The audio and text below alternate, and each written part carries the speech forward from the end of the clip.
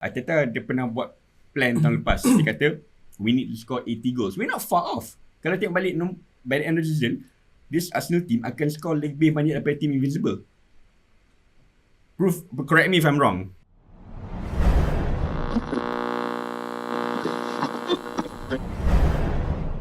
Assalamualaikum. Apa khabar semua follower page Harimau Malaya? Selamat Hari Raya. Masih dalam mood raya, tapi kita orang dah start bekerja sebab dah excited. Bola dah jalan banyak dah ni. Macam kami hari ni kita bawakan kepada anda cerita tentang EPL lah pula. Kalau sebelum ni kita dah biasa dengan MU, Liverpool, City. Hari ni kita bawa kepada anda Brother Khal untuk kita sembang tentang Arsenal. Siap bro? Assalamualaikum. Selamat Raya. Hari ni Raya ke apa? Raya kelima. Raya kelima. Dah start kerja juga? Dah busy dah? Dah start dah. Ya, itu baju kerja ni. Tapi demi korang kita datang nak bersembang juga hari ni. Untuk pengetahuan, Brother Khal ni daripada Twitter Padang Bola Sepak. Padang Bola Sepak kat Twitter, Instagram, website padangbolahsepak.com, TikTok padangbolahsepak.com juga. Okey. Secara ringkas ceritakan tentang Padang Bola Sepak tu apa dia? Kita adalah satu aktivis sukan Malaysia. So apa kita buat sekarang dekat Klang Valley adalah kita buat program-program rekreasi, meaning anyone can play football for fun.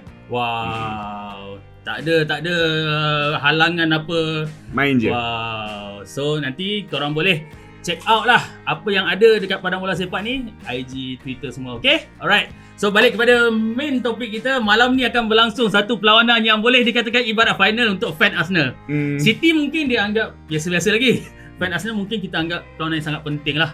So first kali nak tanyalah, kalau Khal ni, kalau melihat Arsenal tu start daripada bila mula cenderung untuk fan Arsenal ni? Obviously masa kecil dulu kita tengok bola secara macam everywhere lah. Macam tengok Man U, Newcastle masa late 90s pun power juga. Leeds United, Chelsea, Southampton pun one point okay kan. Lepas tu bila tengok Arsene Wenger, dengan cara dia pimpinkan team apa semua kan, macam menarik lah. Lepas tu cara dia bagi players a chance to express themselves semua tu creatively on the pitch, aku memang sayang lah. Sebab kalau ikut masa Arsene Wenger pegang tu, dia macam bawa falsafah baru lah dekat bola sepak England kan. And kalau tanya aku start dulu masa zaman Robert Pires. Bro macam mana? Jens Lehmann tu. Goalkeeper yang sebab I pun main keeper. So memang ada macam Matt Jans punya ni lah. So goalkeepers are crazy kan. Okay, satu fun fact aku nak share lah pasal Jens Lehmann. Aku dan Jens Lehmann berkongsi birthday yang sama tarikh. Nice. 10 November. Tapi nice. Memang kalau ikut Arsenal memang tak ada masalah keeper pun dari dulu, dari David Seaman, Almunia, Lehmann, sekejap lah. Ada kan tu. Okay, so mungkin kalau kata minat tu dari Jens Lehmann tertumpuk pada era Invincible lah. Yes. Okay, melalui apa yang bro tengok, apa hebatnya team tu, Invincible. Dia macam like when you look at the squad kan, dia macam like siapa masuk, macam kalau tengok balik data semua, Singkan main banyak, Edu main banyak, all the second string punya player main banyak. So bila tengok balik kan, macam semua orang macam ready to contribute. Yang tu yang memang minat pasal that era compared to macam whatever eras that came along semua tu. Itu memang identity of a championship winning team. Semua ready to contribute. Kau tengok lah team Pep, even orang kat bench pun boleh masuk. Betul. And itu yang missing dekat Arsenal lepas era Wenger kan. Dia kalau ikut pencapaian lepas Wenger take over, ada 2 kali Liga, berapa kali FA Cup semua. Adakah rasa masa tu Wenger bawa masuk French player itu antara sumber kekuatan dia masa tu, bro rasa? Not really. Obviously memang itu adalah satu contribution lah kan, untuk macam mana Arsenal nak pergi ke hadapan apa semua. Tapi I think it's more of like discipline. I think obviously the famous back four of George Graham in back four tu memang solid semua tu. Tapi disiplin in terms of apa creativity atas padang going forward. Kan sebelum Wenger masuk, it was boring Arsenal. Boring Arsenal kan. Lepas dia masuk, dia bagi a bit more creativity. Yes. So dia bagi player memikir apa like what should you think more on the pitch in terms of macam you contribute balik kat your teammate and so on so forth. Macam itu Andre pernah cakap kat CBS Sports. Dia kata macam Arsene Wenger has told me to be a better player, I need to know my teammates even more. Yang dia tanya, dia selalu komplain tentang Pires camp, dan dia ajar apa yang you boleh buat untuk dia orang. Correct. Wow, itu aku teringat video tu memang viral juga. So aku pun nampak situ, nampak Arsene Wenger suruh player dia berfikir. Yes. Alright, sebagai fan Arsenal, mungkin bila Wenger tu keluar, ada satu sentimen yang kuat. Apa yang bro rasa masa tu? Obviously lah, macam growing up Wenger macam like ayah bapa kedua kan. So macam bila macam Wenger out tu macam bagi jadi toxic lah kan. I pun faham juga the fans are demanding sukses apa semua, lepas like invest kat Ozil, Alexis Sanchez, Peter Cech apa semua kan. So obviously maybe Wenger or even Ferguson lah, one point Kenny Keegan, sekali lagi semua, they couldn't catch with the time. Betul. You know, so ni dalam zaman moden ni dah berubah. So maybe that's why Arteta boleh nampak dia ada infuse Wenger punya philosophy, tapi a bit more off pitch discipline. So macam tadi kita cakap, Wenger bagi on pitch discipline in terms of education, maybe Arteta pun bagi off pitch education in terms of discipline. So it goes back to education and culture lah. Baik, sorry lah, berat sikit lah. Tu aku dah nampak dah sembang ni lebih ilmiah ni. Tapi ini yang kita nak, banyak input. Alright, tapi kalau tanya aku lah, aku fan Arsenal. Ada beberapa momen sebelum Wenger belah tu yang macam aku agak down. Of course yang nombor satu aku paling kecewa bila Fabregas belah. Ramai yang kecewa dulu bila Henry belah. Tapi aku boleh terima Henry belah. Correct. Tapi bila Fabregas tu aku agak macam terkilan. Macam bro pula ada tak momen macam tu? Yang paling heartbreaking kan, Eduardo lah. Eduardo ya. Eduardo ni injury, lepas tu Diaby masa dia meletup dengan Arteta dekat Anfield tu. Lepas tu dia injured semua tu. Dua orang tu lah yang paling macam pecah hati lah. Padahal Eduardo tu memang tengah nak jadi tu. Dia tu boleh jadi macam Suarez tu. Kan? Cara dia, you know, when you tengok dia ball control, cara dia find teammates dia apa semua tu, memang dia tu pure number 9 tu. And aku tak tipu, aku sampai sekarang masih kalau ada masa aku akan buka video Diaby ke. Kan? One yang memang aku favourite lah, bila dia injured, dia comeback and dia pernah join team National France sebagai DM juga. Correct ya. Sebab nak adapt dengan kecederaan, tapi dia memang talented yang pada aku sangat rugi lah. Kan, sendo dia. Alright, lepas tu zaman lepas Wenger, zaman dah mula mencabar lah untuk Arsenal. Start dengan Unai Emery, lepas tu Ljungberg. Macam mana rasa tu? Rasa sebagai fan Arsenal masa tu? Masih mengharapkan sesuatu yang sama diulangi masa, atau memang reda masa tu Arsenal tengah down? Dan masa that time tu kan obviously Arsenal dapat Europe lah, through Europa League apa semua tu kan. Tapi that time tu I am a big fan of this podcast namanya Ars Block.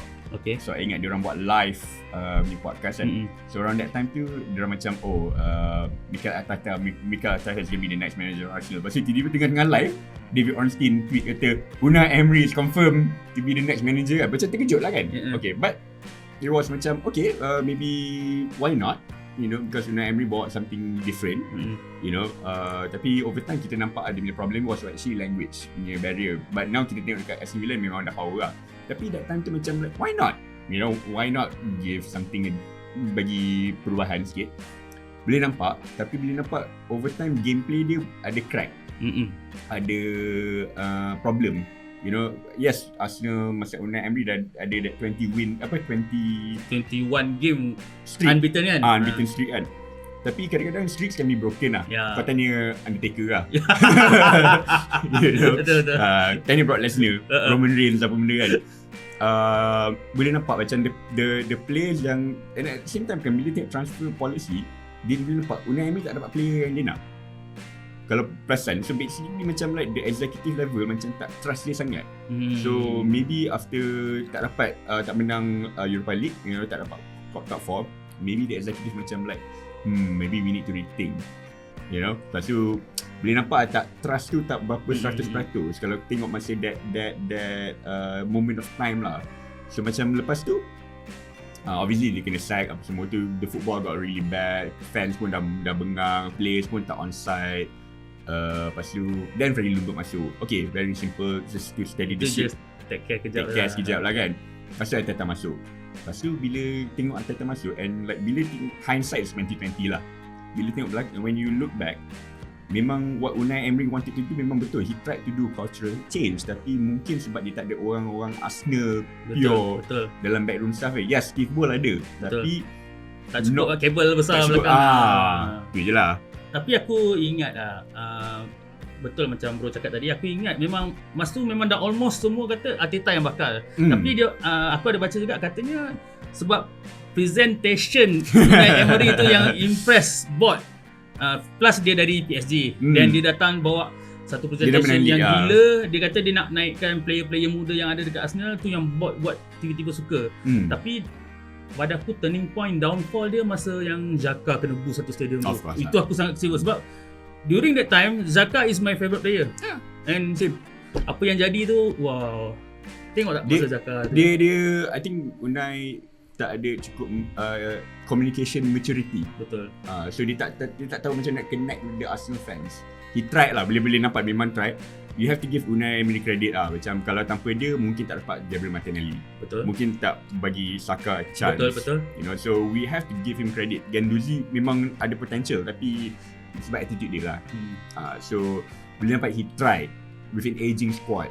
So macam boleh nampak kalau kat AC Milan sekarang tengok lah macam Jacob Ramsey dengar power gila. Dia lebih bersedia kot kali ni sebenarnya kan.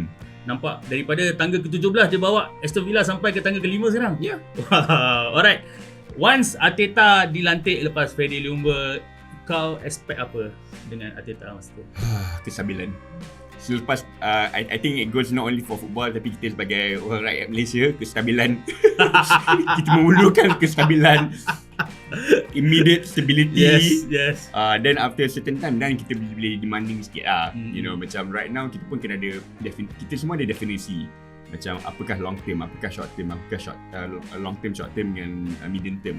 So macam some fans macam anggap long term 5 tahun, but some fans maybe 2 tahun. Tengok bola sepak Malaysia kita berapa kali head coach tukar.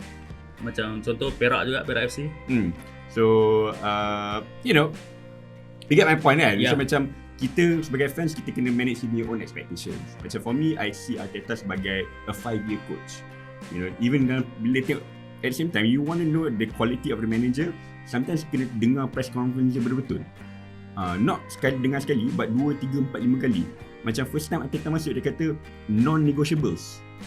I have non-negotiables. So boleh nampak Ozil fail, Aubameyang fail, Mustafi fail, Kolasinac fail. You know, so bye-bye. You know, sampai, you know, Arsenal did not make any money out of all them in terms of transfer kan. Diorang semua contract just nak keluar je. Just nak keluar. So dia jadi a non-negotiable cultural reboot. So dia buat reboot budaya lah. Macam you know, keberanian tu tak ada kat Emery betul. Mungkin pasal dia back ada. Mungkin dia ada. Mungkin sebab dia language barrier, or maybe dia tak ada the backroom staff yang memerlukan. Bila tengok balik backroom staff Arteta yang dia buat masuk, yang memang quite frantic juga kan. Bila tengok background Albert Strattenberg, Steve Brown semua ni kan, memang dia orang ada experience gila-gila dengan David Moyes, dengan Louis Van Gaal semua tu. So they know how to help Arteta to build a backroom team and a culture. At the same time, kalau perasan balik, semua backroom staff ni menolong, and at the same time Arteta, dia orang tahu macam mana nak handle ego-ego besar. Arteta kan system pack, so obviously dia tahu macam mana nak deal dengan diva-diva. Betul. And actually kalau tanya masa Arteta dapat, short termnya Arteta sangat berjaya sebab masa tu menang FA Cup. Dia kalahkan City. Kestabilan. Chelsea. Cuma last season aku agak frust dengan dia juga sebab lepas 18 bulan masa tu dengan apa yang club dah invest, sangat pada aku dia tak deliver lah. Dia kalah dengan tim-tim yang tak dijangka. Southampton lah, Burnley lah. Cumanya season ni pula yang nampak dia punya hasil tu. Itu yang balik kepada ayat trust the process. Untuk mungkin sebahagian daripada season lepas dia dah start rasa tak percaya. Bro, season lepas macam mana? Dia macam ni. Kita kena look at the COVID punya season sebagai one off lah. Okay, mungkin what Arteta needed around that time is actually the fans. Bila fans kembali ke stadium, it gives the player a bit more macam, okay, this is what we are fighting for. You know, this is what, bila tengok the Amazon documentary is memang proof that macam that COVID season tu, bila tak ada fans kat stadium, it was a problem. You know, so maybe Arteta macam needed that, because like bila you tanya lah any professional footballer around the world kan, masa zaman COVID tu, kau dah score, you know, or mana ada motivation nak tu bila kau tak ada fans around the city. Yes, they are watching at home apa semua tu, tapi macam ini the extra home advantage kan. Kau tengok musim ni Newcastle gila kan cara dia orang buat tempat tu sebagai fortress kan. Brighton punya fans pun dah on board. You know, Aston Villa punya fans pun dah rejuvenated semua tu. So that COVID ni season, I'm not say kat macam signing macam Willian semua tu memang disagree lah kan, because like aging players, ex-Chelsea players kan, semua tu. Tapi bila tengok balik macam dapat Gabriel came for that season. David Luiz short term, tapi dia menurunkan Gabriel Magalhaes untuk macam adapt to what English football is all about. Tengok sekarang ni jadi colossal kot untuk Arsenal. Ya, aku faham lah sama Arsenal fans kat social media macam ni lah tu, tapi kalau tengok balik kan game dia actually save Arsenal banyak tu. Kalau tengok balik game-game kan. Siapa? Gabriel memang aku suka. Big Gabby, you know. Kan kena ada Big Gabby, Yes. Little Gabby, Yes. Gabby Jesus kan. So we got the 3 Gabriel. So I mean like back to that point. So that season tu obviously Fras lah tak dapat any competition. Tapi maybe it was a blessing in disguise. Yeah. You know, following season. Kalau kat sini nampak You know, yelah macam for me I'm quite a spiritual person, tawakal lah. Tawakal, serahkan kepada Tuhan lah. You know. So tengok macam that season tak dapat masuk Champions League atau Europa League. Nasib baik Conference League tak start lagi. Kemungkinan kita kat situ. It gave an opportunity to younger players, Smith Rowe, apa semua to play in that Europa League ni competition dengan Katia apa semua kan. Lepas tu bila following season tak dapat apa-apa, okay lah, good. Kita macam Chelsea masa that musim yang menang title tanpa European commitments and so on so forth kan. Mungkin it could have been like that season. Tapi bila dapat depth of squad tu tak what Arteta nak. Macam banyak pandai-pandai kata kan macam you need to give a coach 3 to 5 transfer windows in order to shape the team that they want. You know, Arteta dah nearly getting there lah. Aku excited sama transfer window ni. Thoughts of maybe Declan Rice, Caicedo, you know, a winger to challenge Bukayo Saka. You know, maybe some defenders. Orang yang outgoing dia dah tahu dah, ada orang dah identify. That's it. Now kita boleh nampak transfer strategi Arsenal dah clear. Masa zaman COVID tu maybe because of the pandemic kau tak dapat player yang korang nak, yang kita nak, sorry. And mistake yang aku tak boleh terima season lepas is dia beli Lokonga, dia beli Nuno Tavares dengan harga 30 something. Harga yang sepatutnya kau boleh dapat orang yang main line up. Tapi dia kata investment, dan dua-dua tu pun flop juga. Tapi beza dengan season ni pula, dia dapat Jesus, dapat Zinchenko. Dua ni perbezaan yang sangat ketara. Keputusan masa tu dengan keputusan ni, apa pengaruh dia rasa? I think it's more of like macam they use the data apa yang orang ada scouting. Sometimes some eye test fails lah. You know, for example Arsenal pun ada flop juga kat in the past Jeremy Allen-Ligue. Kita ingat kan masa fantasy fantasy pula football manager, championship manager, we thought that he's going to be the next big thing kan. Emmanuel Frimpong, you know, Henry Lansbury kan, Francis Jeffers semua. Sometimes you know, Yaya Sanogo. Yaya Sanogo example, tapi dia menang more trophies than Harry Kane.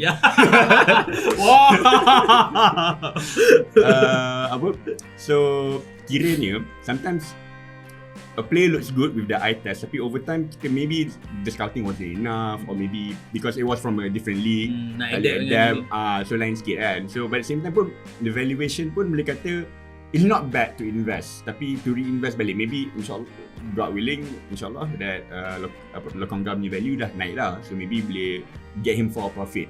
Tavares pun boleh kata we can get for a profit. So this are kind of like macam I peminat this one book called Moneyball, yang ni di buku kan, you buy low, you sell high. Macam Liverpool dulu kau tengok selangkit jual beli banyak dulu kan. So maybe that's also, kita ingat juga football is also a business. So bila certain transfers doesn't happen, you have to move on lah. Macam sekarang kepening kepala Arsenal, what to do with Balogun, who's doing very well. You know, how are we going to reintegrate dia kat team ke atau what? Dia pun dah insist dia tak nak jadi second choice. Dia cakap dah kan kat Athletic kan. Cakap pasal good business tu, aku teringat mungkin one of the best business yang Arsenal pernah buat, Iwobi kot. Dari akademi dia jual 40 juta kepada Everton. Iwobi, Chamberlain. Good ni lah. So we need as a club, as a club that's progressing, yang tak players yang tak nak, who doesn't want to be in the club, kenapa kita nak halang dia? Macam Pep lah. Pep tak halang Zinchenko, tak halang Leroy Sané. Cancelo ni yang paling terkejut ni. Cancelo. You know, macam when we talk about Cancelo, kita tengok even kat Bayern pun dia dengar drop. So macam Ozil, berapa manager bawah dia yang drop dia. You know, Xhaka kenapa he's like undroppable by good coaches. So ada more than meets the eye in terms of bola sepak. Okay, season ni bila tengok performance, expect tak tim Arsenal boleh perform sejauh ni? No, tak expect. For me, my expectation management memang top 4 lah. Memang top 4 bila tengok the pack apa semua kan. The young age. The young age, you know, it reminded me of the 2007-2008 season yang Zaman clap semua lah. Yang midfield 4 clap, Lotzinski dengan Fabregas, Femini, lepas tu depan tu tapi itu walaupun muda, itu yang paling entertaining punya game tau. Betul. Kan? Betul. It's similar, it's very similar. So macam my expectation memang top 4 because again dia macam cinta lah kan, kita tak boleh put too much hope into it. You know, bila start kan, bila start it's a process. Trust the process. So macam slowly kita macam okay, we can believe maybe next year okay, be more competitive. Okay, let's just say Arsenal tak dapat title lah, let's just say I punya wish sebagai seorang Arsenal fan, just be competitive je. Just be competitive. Then bila towards the end of the contract negotiation apa semua, then kita assess balik how close was it to the title apa semua tu. Kalau it was really close, okay, renew. Tapi kalau menang obviously dia akan dapat extension lah kan, and so on so forth. So by kita tengok macam satu macam mandat Arteta mandat Mikel Arteta Arsenal, you know. So sama dengan Arsenal punya women's team. Guys, kalau korang tengok Arsenal punya women's team memang power gila, tapi kesian gila diorang missing 5 key players through injury kot. So sport women's football lah. Sekarang ni Arsenal punya women's team sekarang dia tengah seri 2-2 dengan Wolfsburg, semi-final Champions League. So hopefully they can go to the final without key players macam world class Mida, captain Arsenal dengan captain England centre back Leah Wilson dah kena ACL lah. So memang dah tak ada season ni tak ada lah, kesian tu. Tapi kalau tengok Arsenal throughout abroad, from the first team men to the women team under 18 semua tu, we as a club we are moving forward nicely. I think macam Vinay sebagai CEO, I think he's a good CEO. Dia tahu, he likes football, boleh tahu bila tengok interview semua, he loves football, but he also loves business. So we need good people. Macam ala zaman Ivan Gizidez macam sorry tau. okay. Macam bila nampak bila tengok Edu, Vinay dengan Arteta, nampak macam David Dean, Arsene Wenger. Dia ada partner. Dia kena ada partner yang bagus. Sebab kita pernah dapat Sven Mislintat kot. Dah sangat bagus tapi dia tak ada partner yang boleh faham dia juga. Apa pandang siapa cerita? Yes. Okay. Okay, aku boleh faham kau cakap bila tak champion, okay, sebab kita expect dia top 4, kita expect dia kompetitif. Tapi tipu lah kau cakap dah this close, tak champion, tak kecewa, rugi. Tipu lah kau cakap tak kecewa. Kecewa, of course. Obviously you get heartbroken, tetapi it sets an expectation higher for next season.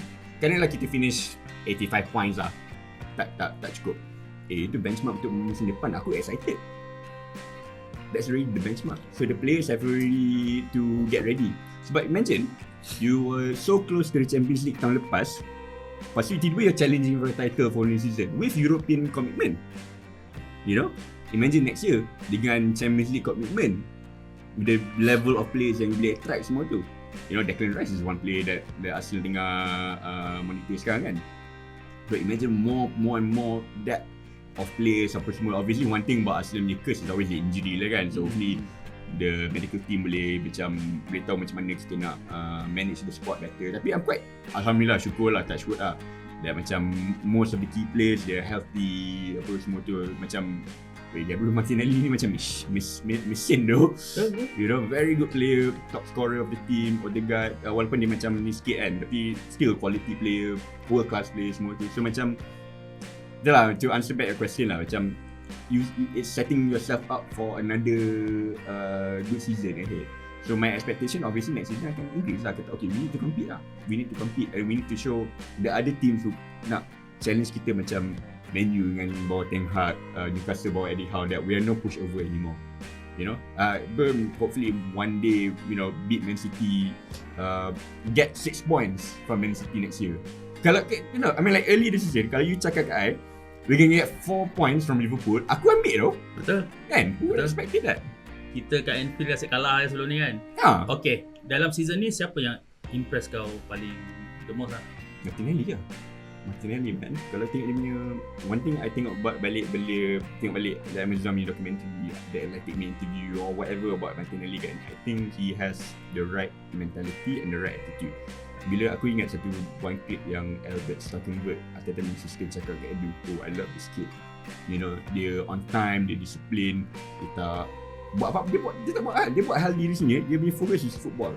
Kalau tengok video yang dia sign extension contract tu, memang nangis lah, because like how aku rasa dia pun letak input dia juga, how he wanted the announcement video to be whatever kan. Weh gila tu, dia macam cakap kan ada satu interview last year dia cakap, oh when you sign the extension, I just need a pen. You know, so he got the deal that he wanted, that's fair apa semua. Bila tengok video balik, kalau ada pop production lah, memang emotional lah sebagai Arsenal fan, because you have a player who's going to be world class that wants to be there. You know, siapa tak sayang tu? You know, macam sorry lah, macam I know we all love Fabregas semua tu, but he didn't want to be there. Yeah. So kenapa kita nak, macam friendship lah guys, kalau seorang sahabat tu tak nak be in our life, kenapa kita nak halang dia lah?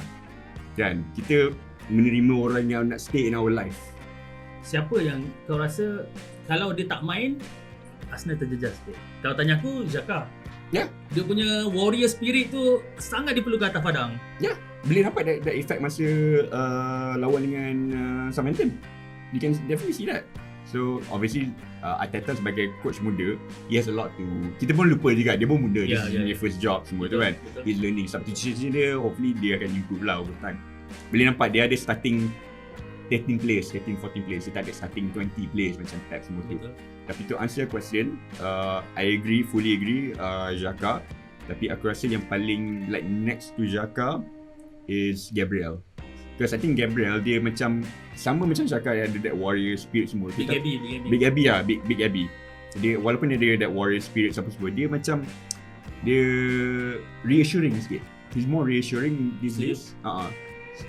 Macam boleh nampak macam like the partnership antara dia dengan Ben White last season for me ada big potential. Tapi saingan Saliba a bigger potential. Okay, malam ni Arsenal lawan Manchester City. So apa kau predict, apa kau expect untuk malam ni? Fight je. Aku, to be honest, aku dah lepaskan prediction hingga apa semua daripada Tuhan.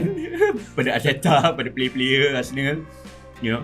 No, because they know what's at stake, you know. Tapi aku just mengharap that whatever happens, they don't get okay, kadang-kadang menang, don't get complacent. Jangan terlalu macam whatever kan. Kalau kalah, don't get emotional.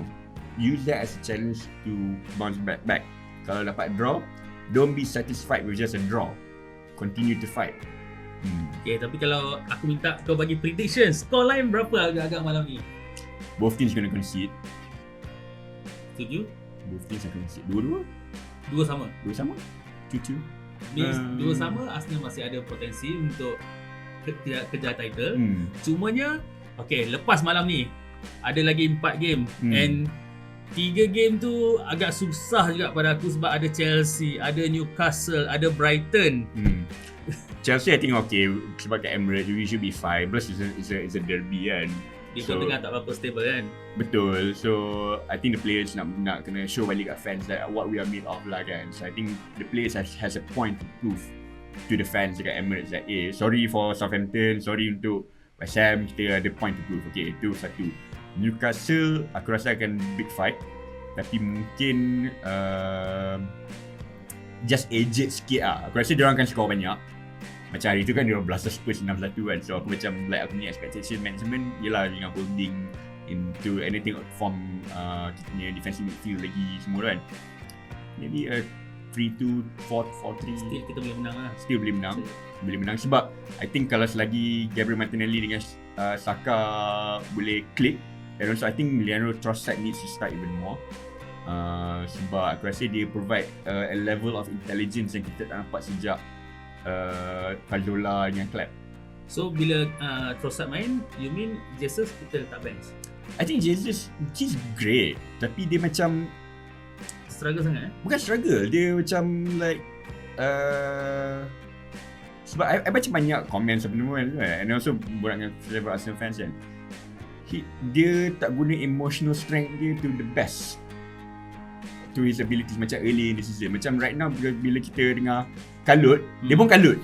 Emosi dia pun kalut. Dia kena emotional dia kena tak kalut. So boleh nampak sekarang ni dengan kepala dia tengah kalut sikit kan.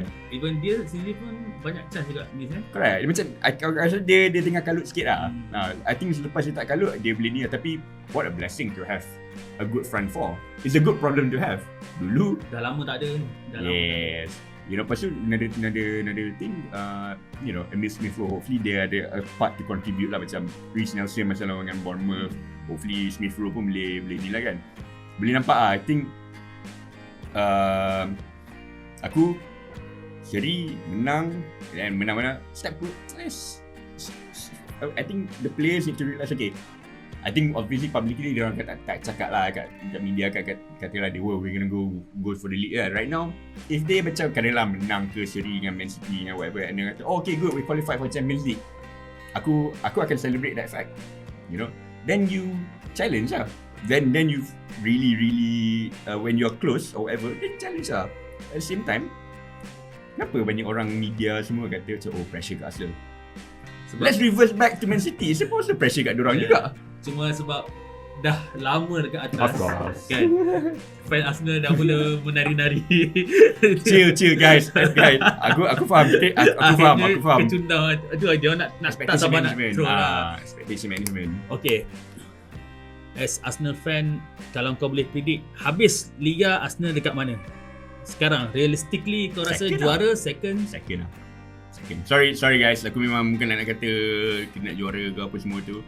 It's just that I think just tengok the level of squad depth apa semua tu. Plus at the same time aku rasa dia lagi menarik kalau kita dapat second. Sebab next year you raise the bar, you know, because other teams are raising the bar. So when you are raising the bar against other teams who are raising the bar juga, lepas tu kau boleh beat diorang lagi, power. Plus again, macam you cakap at the top of the show, of this podcast, team ni muda lagi, tak nampak peak diorang lagi. Betul. Imagine kalau macam Arteta dia pernah buat plan tahun lepas, dia kata we need to score 80 goals. We're not far off. Kalau tengok balik by the end of the season, this Arsenal team akan score lebih banyak daripada team Invincible. Correct me if I'm wrong. Okay. Apa yang kau rasa dalam season ni yang sepatutnya Arteta perlu buat lebih baik? Kalau tanya aku, actually sepatutnya kita ada seorang lagi striker. Sebab masa Jesus injured, kita memang bergantung sepenuhnya dekat Eddie. Eddie 3-4 game betul dia score. Lepas tu dia macam start mungkin dah penat ke apa, dia dah struggle untuk score. And dah tak ada saingan masa tu. Yes. Pada kau apa yang Arteta perlu buat lebih baik untuk season ni? Dalam ni lah. Obviously substitution lah. Cara dia letak substitution ni masih kat keputusan dia untuk substitute player. Yes. Macam some were good. Macam for example Ben White masa lawan dengan Man U, dia buang Ben White letak Tomiyasu. That was a good decision. Because Ben White bila nampak that game memang struggle. Itu memang power. Masukkan Nelson juga. Bawakan Nelson apa semua kan. So I think he's still learning on how to change the components of the game semua tu. I think at the same time Arteta needs to be a bit more braver to be tactically flexible. Masa zaman dulu obviously kenalah untuk kestabilan. Tapi yelah, aku just cakap sebagai fans, aku tak ada lesson whatever kan. You know, who am I to say that I have a tactical change whatever kan. Tapi I think he just needs to have a bit more variation in terms of what kind of players that he wants. I think play to the strengths of macam Eddie and Ketia for example. Boleh nampak masa Eddie ada, dia macam Martinelli struggle sikit kalau perasan. Betul. So how do we increase the strength of that relationship? Boleh nampak since Gabriel Jesus masuk balik or even Trossard, Martinelli dah benefit balik. Because maybe how can they strengthen their understanding better compared to macam like same goes to other side of the pitch juga. You know, macam for example Holding, you know, why are we treating Holding macam Saliba? We should treat Holding as Holding. Betul. Play kat strengths dia. Betul. Bila kita main strengths dia, mungkin kita boleh menang or whatever, do better. Aku aktif dekat cerita cakap pasal Arsenal zaman Emery dulu. Sebab aku antara orang yang support campaign Emery out lah. Masa tu memang kau gila. Lepas tu tak berapa. Cuma aku perasan juga sekali-sekali aku tengok divided dekat Thomas Partey. Kau rasa dia orang yang tepat untuk berada di situ? His injury issues and also sekarang ni dia macam off form, so I don't think for a long term he'll be there. Sebab dia complacent, like okay, most of the time of this season or even last season dia bagus, tapi dia I tak tengok macam a run of macam Endurance tak ada. bukan not endurance, dia macam complacent. Bila kalau kita balik, because my friend is the one that told me this, dia kata well, dia cakap when you look back at like how Thomas Partey how we concede goals, it all starts with him. Yes, there is a risk reward with his passing and all, but his complacency to not scan ahead. Kan Wenger ada pernah kata a mark of a great player, sebelum dia dapat bola dia scan banyak. Thomas buat, tapi sekarang ni bila perasan dia tak buat banyak dah. Dia macam dah complacent. So macam I think if there's an offer for him this summer, I would let him go. Serious. Sebab you don't need a complacent player anymore. Macam Xhaka, walaupun yes dia ada lapse of concentration tu betul, but his heart is in the right place. His movement is actually in the right place. So that the difference here. Bro, kalau aku tanya kau 3 top all time favourite sepanjang kau sokong Arsenal ni siapa? Number 3 is Lehman. Yes, Lehman. Number 3. Sebab kau main keeper lah. Main keeper lah. Right. Nombor 2 very good. Bukan David Seaman. Nombor 2 Seaman dia traditional kan? Controversial sikit. Matthew Fleming. Dia mana tahu future owner of Arsenal. Ya betul. Kita tak tahu. Aku pun expect kan. Harap sangat. Okay, I bagi sebab kenapa before I go to my number 1 kan. So macam Jens Lehmann, because kalau kita career dia memang mula-mula dia flop dekat Schalke at 9. Lepas tu dia revive balik career dia.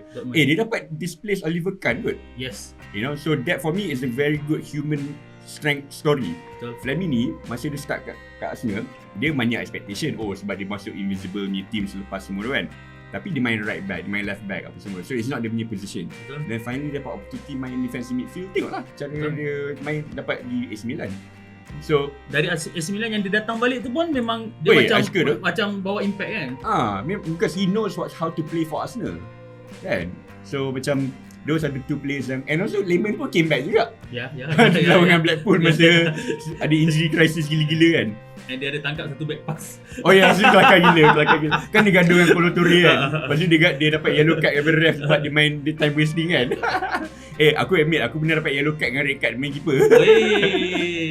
Ganas. Okay, number 1 Mertesacker. Wow, semua pilihan unpopular kan? Okay, Mertesacker aku kalau tanya aku dia punya quality leadership and mentality lah. Dia aerial punya ability tu memang sangat membantu masa tu. Tapi untuk jadikan top number 1 agak pelik juga. Kenapa? Well, aku memang minat dia sejak World Cup 2006. Okay. So I always like macam this person kalau tak rasa confirm best lah dia dengan Kolo Toure ke apa. Malangnya diorang tak partner lah kan. Tapi imagine Arsenal kalah 8-2 lawan dengan Manchester United. Ya. Okay. Arsenal sign 5 player. Ada 5 ada huge influence kat Arsenal sekarang. Mikel Arteta dengan Mertesacker. You know, Mertesacker macam knows his pride. You know where he belongs apa semua tu kan. So what does it mean to be an Arsenal player, an Arsenal guy? Aku cakap level tengok dia role kat academy Arsenal kan, memang like memang berfalsafah dia memang power lah. And also when you look at the team masa around that time masa Mertesacker dia kan, dia macam big brother figure. Yang tu I suka pasal dia. Yes. You know, I dengar juga. So sebagai macam you guys sebagai player pemain muda semua kan, cari a good role model. So Mertesacker is a good role model to the young players around that time lah. Dia jadi big brother kepada Ozil masa dekat sana. Kan dia marah Ozil keluar tak pergi kat fan. Correct.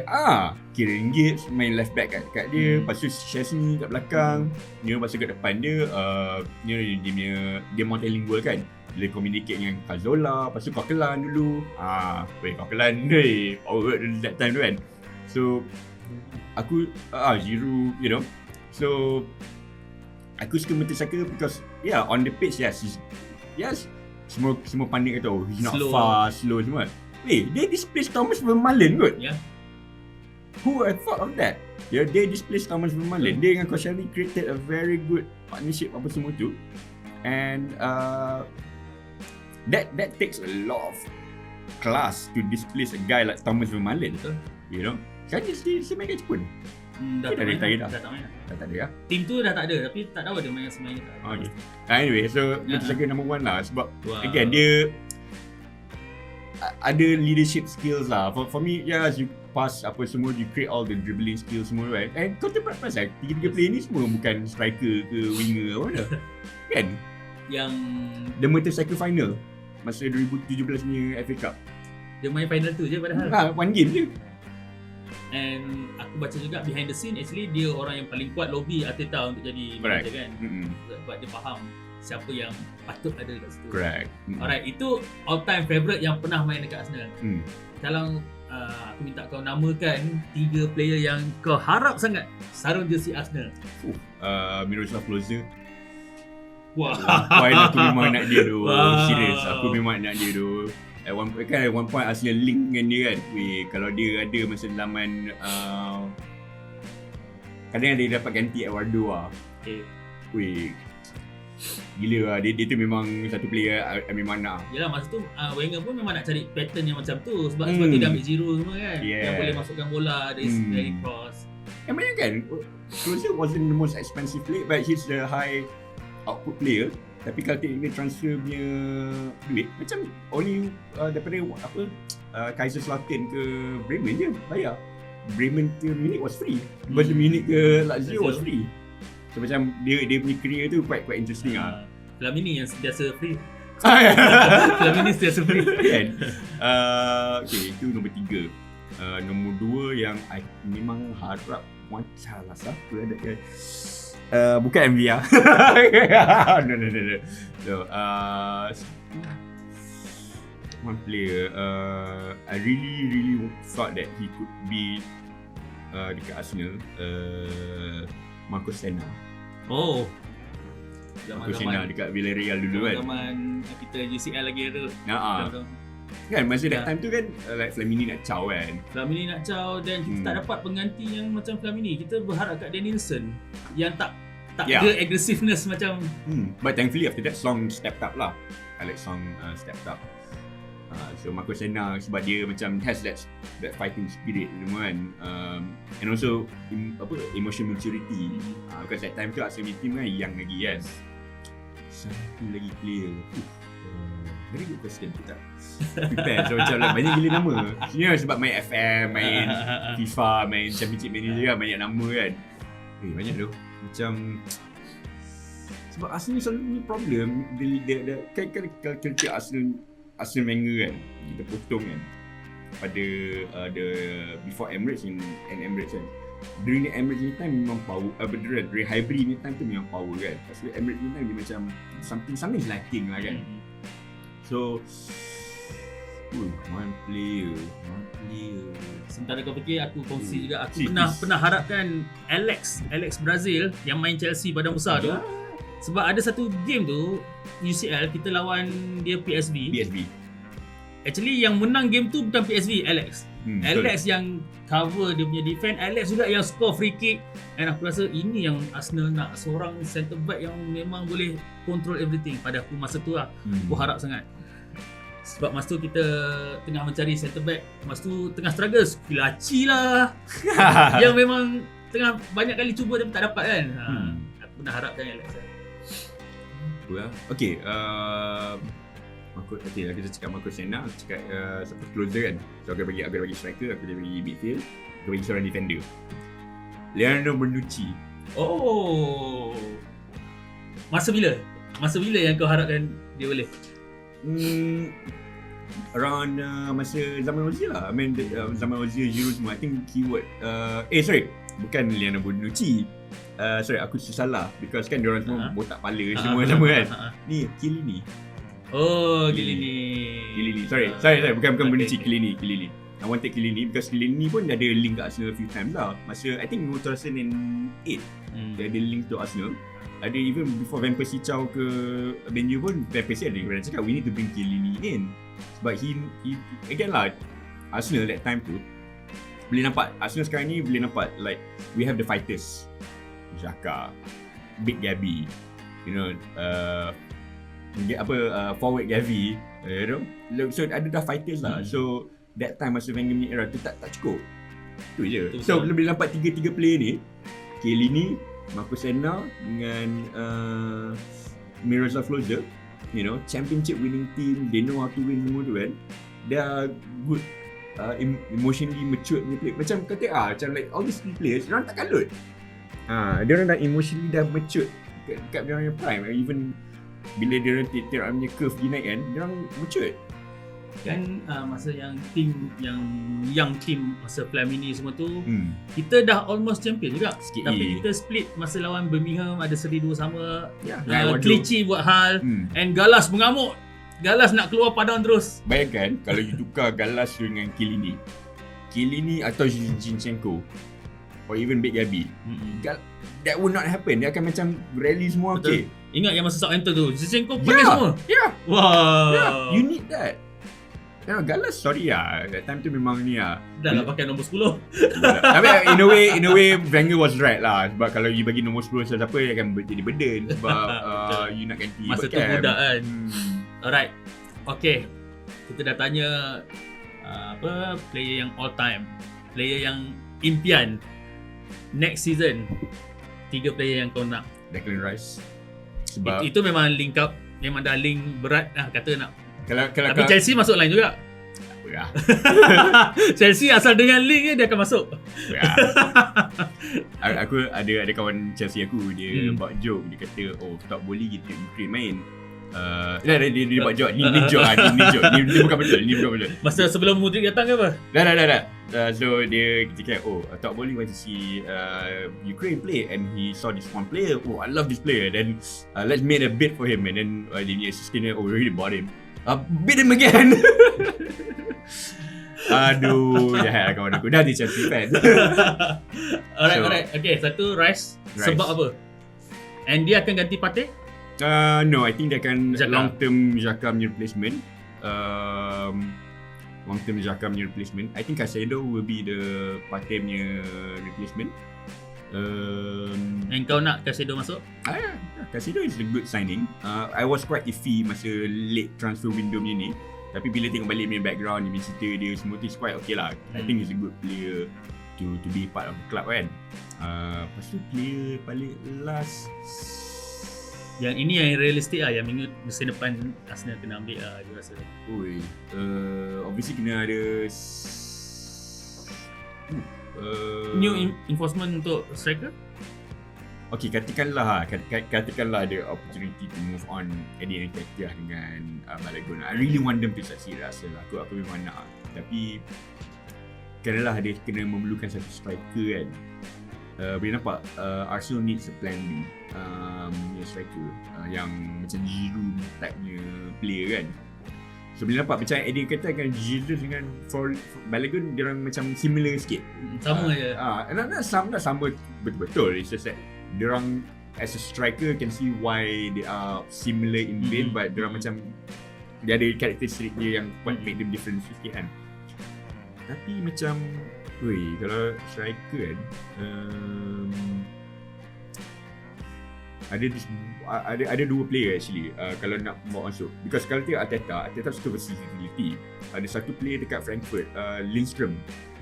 I think he'll be a good signing sebab dia boleh main both line and also ada Champions League football player. Tapi number 1 player, sorry I'm like dia kind of broke our hearts last not this winter transfer window but the previous one. Vlahovic. And Vlahovic pun memang dah cakap sama ni nak cari tim lain. So why not? Okay, aku ada pendapat juga, tapi ini memang unpopular lah. Sebab player yang aku cakap ni, dia growing up as Arsenal fan, tapi dia main untuk team rival sekarang, Harry Kane. Kalau dia masuk macam mana? Sebab kita nak ada type of striker yang ada sekarang. Aku minat Harry Kane. Harry Kane macam selfish sangat. Tapi proven dekat Liga memang boleh. Nah, thanks. Boleh turun. Man you can have him. Man U memang akan dapat Man you can have him. Tapi kau tak minat kalau macam Harry Kane dalam team? You want a team, you don't want a player. Sorry if it sounds contradictory, I want a team. I want a team that represents Arsenal. Yes. I don't want a superstar. Maksud kau Harry Kane ni adalah player yang kita kena build around dia pula. No. Kita nak cari player yang boleh masuk sebagai Arsenal. Not only that, we want a player yang wants to be there. You know, who will fight for the team apa semua tu kan. Sorry kalau aku dengar macam tagline slow sikit kan. Tapi macam we need players that like is there for the team, you know, for each other. If Harry Kane doesn't want to be there, why should we like cuff him up and like make him love Arsenal again? Yeah, no. Tapi the reason I say I would want a team but not a player is because Harry Kane boleh nampak bila tengok all and nothingnya Amazon argument, he can be very egotistical, you know. So why do you want to bring that ego masuk to this young Arsenal team? And kalau ikut rekod Arteta, dia memang pantang player macam ni juga kan. Dia akan catat semua. Even Aubameyang yang memang sedia ada dihormati oleh player lain pun, pasal nampak ego tu pun dia dah. Correct. You know, and sorry Harry Kane has the most boring celebration ever. Bosan lah. Buatlah lively sikit. Whatever kan. Bosan lah. Sampai orang grafik dekat Tottenham pun tahu macam mana nak buat grafik zaman masa dia break dia goal scoring record tu. Bosan lah. Sorry lah. Alright. Okay, so kita dah bawakan sembang-sembang. Harap ada isi perbincangan ni yang mungkin dapat menarik minat korang juga untuk terlibat dengan kita orang. And again, Harimau Malaya sentiasa mengalu-alukan kalau ada fan yang nak bercakap dengan kami macam ni. Sebelum ni kita tahu host kita pun ada yang sokong MU, dia bawa geng MU juga. Chelsea belum lagi. Siapa mana yang dah? Liverpool, Aston Villa pun kita dah panggil. So kalau ada antara korang yang rasa nak duduk sini, nak cerita pasal bola dengan kami alu-alukan sangat, tulis dekat komen, nanti kami akan contact. Okay, terima kasih sekali lagi kepada Brother Carl. Thank you very much for having me. Sorry lah kalau I rojak sangat lah. No, memang aku rasa hari ni perbincangan yang best. Banyak and unpopular decision dia, pilihan dia untuk player-player favorite tu pun aku sangat suka, interesting pada aku. Okay, so kita tunggu apa result malam ni. Untuk kami mungkin kalah pun no problem. Tawakal guys. Ada sebab Ramadan berlalu.